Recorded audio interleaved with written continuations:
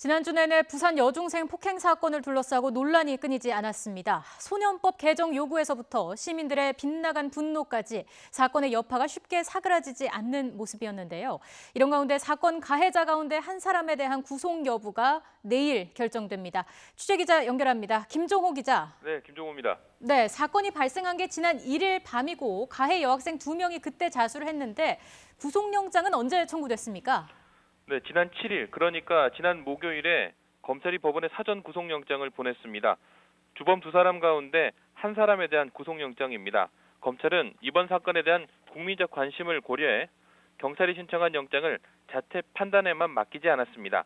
심의를 통해 시민 의견을 물어 청구 여부를 결정한 건데요. 모두 11명이 참가한 심의에서는 이번 사건을 우리 법과 사회 공동체가 참고 포용할 수 있는 한계를 크게 벗어난 중대 범죄로 규정하고 가해자를 형사법정에 세울 필요가 있다는 판단을 같이 했습니다. 이에 따라 현재 만 14살인 가해 여중생 B양에 대한 구속영장이 곧바로 청구된 겁니다. B양은 피해자 A양을 지난 6월 29일에 폭행한 뒤 지난 1일에는 이 건을 고소했다는 이유로 유인해 1시간 반가량을 무자비하게 보복 폭행한 혐의를 받고 있습니다. B양은 내일 오전 부산지방법원 서부지원에서 영장실질심사를 받게 됩니다. B양이 미성년자지만 영장 청구에서부터 실질심사까지 과정은 어른과 차이가 없습니다. 다만 미성년자여서 법원에 호송되는 과정에 대한 언론 취재에는 제한이 불가피할 전망입니다. 이번 영장에 대한 법원 판단은 오후 늦게 나올 전망입니다.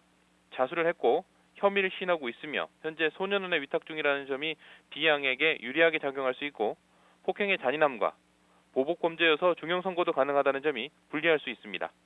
나머지 주범 C양은 현재 이 사건 때문에 부산보호관찰소 요청으로 부산가정법원에서 소년재판 심리에 들어가 있습니다.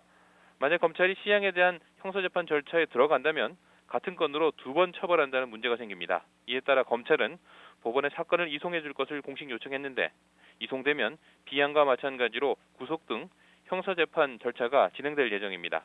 지금까지 부산에서 YTN 김종호입니다.